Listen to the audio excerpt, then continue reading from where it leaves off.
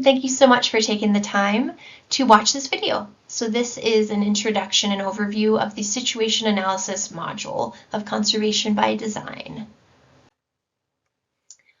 This presentation will include kind of an overview of what conservation by design is and what this modular approach, kind of what the innovations it presents to conservation by design. Then we'll actually talk about the situation analysis module itself, our purpose and objectives, the deliverables and outputs of this process, as well as kind of typical next steps a team might encounter after completing this module, as well as the overall time commitment. So the overall goal of this conservation by design kind of modular approach is to create something more user-friendly that is really going to allow teams to have the knowledge and skills, but also the tools needed to apply this to impact their strategies. So again, we're trying to improve conservation strategies and again, making those strategies more equitable across the organization and really providing this modular approach that teams can really step in wherever they are and engage with the tools needed to get them to a point of having impactful strategies and being able to monitor and learn from those strategies and adapt over time. The design principles for these modular tools across the board is we wanted them to be simple, accessible, and effective. Again, meet teams where they are so they can kind of step into whichever module best suits their needs, drive impact towards our 2030 goals, and also try to take these concepts and principles of equity, evidence, and impact and really integrate them throughout the modules and make them more impactful and actionable. Our module, it sits kind of right in the middle of these different conservation by design modules. Generally, when teams are stepping into our module, they have a general idea or sense of what their kind of main challenge that they're trying to focus on is, and a general sense of what success might look like.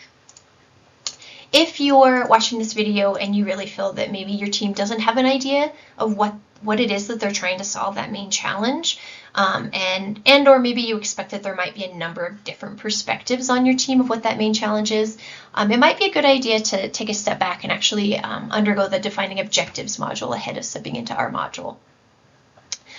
Typically, after teams finish the situation analysis module, they will move forward into either the strategy selection or the theory of change modules. And we'll talk a little bit more about deliverables, but generally, having both a shared understanding of the context within which the challenge you're trying to focus on exists, as well as some potential levers or interventions are kind of the foundation of what you're gonna be needing to have to walk into strategy selection and have a more structured format to kind of evaluate those potential levers and really think about which might be the best to pursue given certain criteria and your available resources.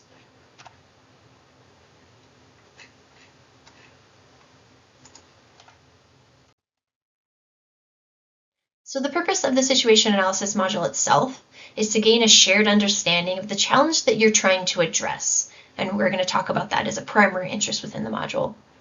And the key elements of the social ecological system that are contributing to and being affected by this challenge.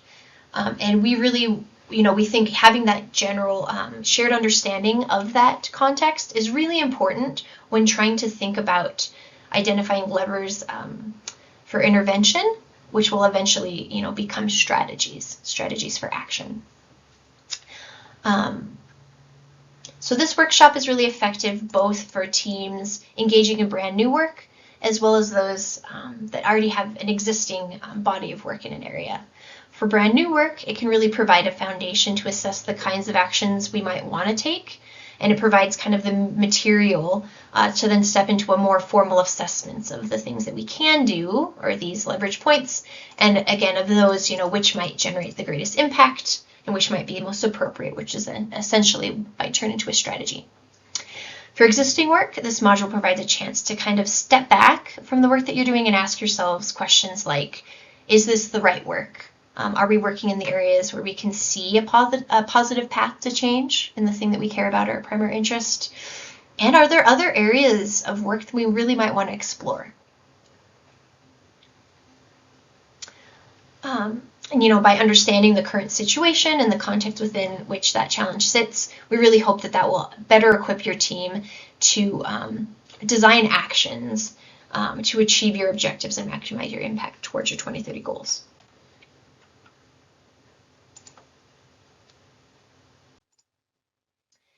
So key questions to consider when thinking about, is this the right module for you? How do we ensure that our team has a common understanding of the context and challenges connected to our work? How can we incorporate diverse perspectives into building a greater understanding of that context? Does our team understand the range of drivers behind our challenges? And can we identify potential leverage points and opportunities where a strategy intervention could be targeted? Those are all questions that we really hope this module can address for your team. And, ahead of creating these modules, the Conservation by Design team did quite a bit of outreach and work to better understand what are the main, pain points behind teams when trying to implement Conservation by Design 2.0. So overall, one aspect of those findings around pain points was trying to create something more user-friendly than kind of a document. So that's where these facilitated modules, that's where they came from, to be designed to make something more actionable and user-friendly for teams. In the situation analysis module specifically, teams articulated certain challenges, which we'll go through those. So some challenges are not knowing when to stop in the process of building out this diagram of the social ecological context, developing a diagram by just a really small group of experts and not by a larger team, having disparity around what the key challenge was, having these really incredibly detailed and complex diagrams, and really kind of, because of that complexity in some contexts, missing what systemic drivers are key. And so this was designed to kind of address those challenges. So first of all, not knowing when to stop. This module is designed to be stepwise, so it has steps kind of one building on the next, and each of those are really very time-bound to make the process as efficient as possible, and actually, we hope, pretty fun as well. Instead of being developed by just a small group of experts, we really strongly encourage a diversity of participants to be kind of at the table when building this diagram, so that everyone has this shared understanding. We also have a step focused on kind of considering differing perspectives that either are not present at all, or maybe are present but they weren't really built out fully on the diagram. And just a caveat there, that's no replacement for actually having those interested parties in the room, but it's kind of a thought exercise to encourage the team to identify what gaps might be missing in their diagram. We really have a step focused on agreeing on a primary interest and kind of gathering the elements of that primary interest and coming up with this comprehensive statement that's really trying to address this disparity around what teams feel is the real key challenge they're trying to focus on. Instead of having really complex diagrams, we really try to emphasize this good enough. So, trying to create a level of detail good enough to be valuable and to inform a team's thinking around where could we potentially intervene in this system to affect positive change towards our primary interest.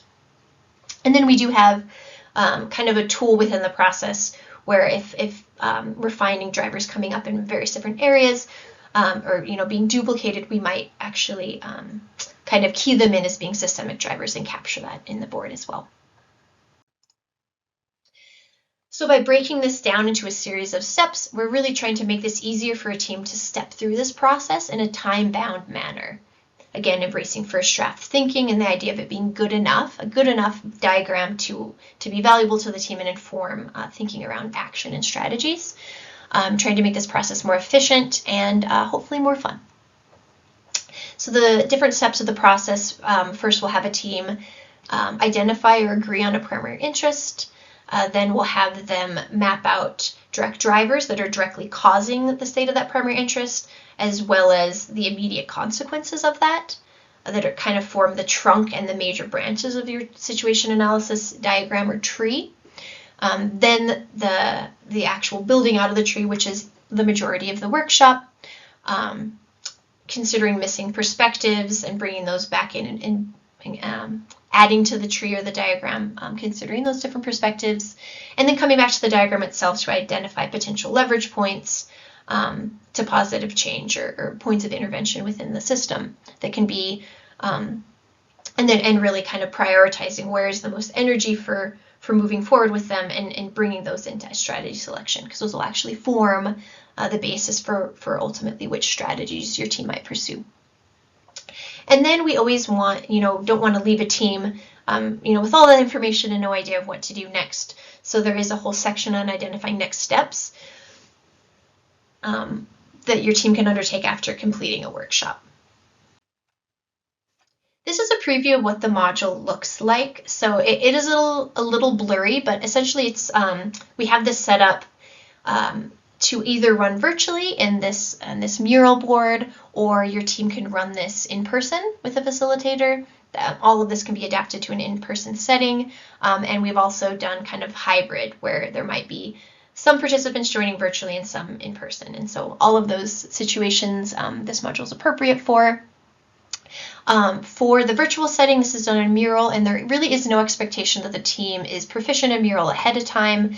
Your facilitator can either, provide you resources if you'd like those ahead of time, but in most cases, the facilitator themselves will actually be the one adding the content to the board, so that you're freed up just to kind of think and contribute out loud, and they'll be handling that.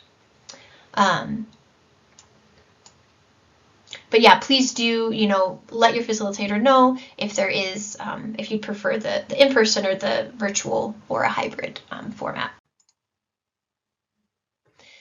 Deliverables of this process, one is the diagram itself, so a diagrammatic form to kind of illustrate the current situation, including the key challenges and the factors leading to these challenges. So this is this diagram of the social ecological context in which your challenge or your primary interest exists.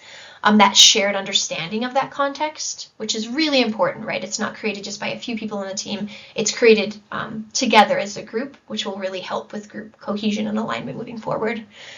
An initial consideration of missing perspectives, a list of potential leverage points or points of intervention within that system where you can lead to positive change in that primary interest.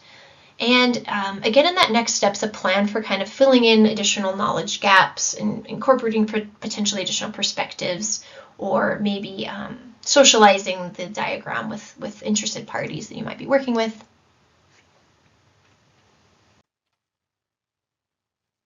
And next steps after the module, so at the end of the workshop, your facilitator will really help you kind of look at the progress that you've made, and based on that kind of suggest some likely next steps. But I just wanted to cover a few here. Some typical ones that we've seen with teams, for existing work, this, going through this module, it may be that your team decides, this mapping the social ecological context of the work really does support the work that's currently underway. So we might want to just continue in that space, implementing the work, running different tests to learn about if the work is progressing as expected via our theory of change, and then adapting as needed, so adaptive management.